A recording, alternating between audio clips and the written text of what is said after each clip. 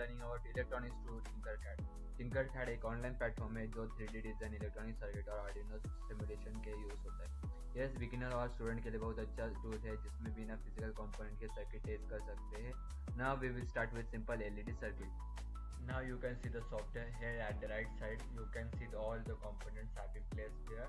Resistor, LED, push button, potentiometer, capacitor, switches, 9 volt small breadboard. For making simple LED circuit, we need breadboard, battery, resistor, and wires. So we will take them out first of all.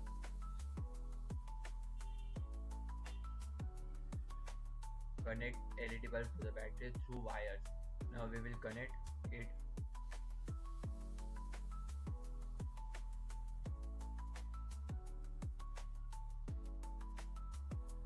And now we will start the stimulation. And what happens? Circuit breaks.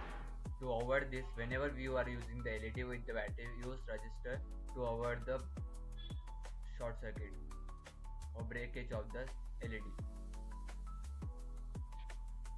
Instead to avoid the damage of the circuit.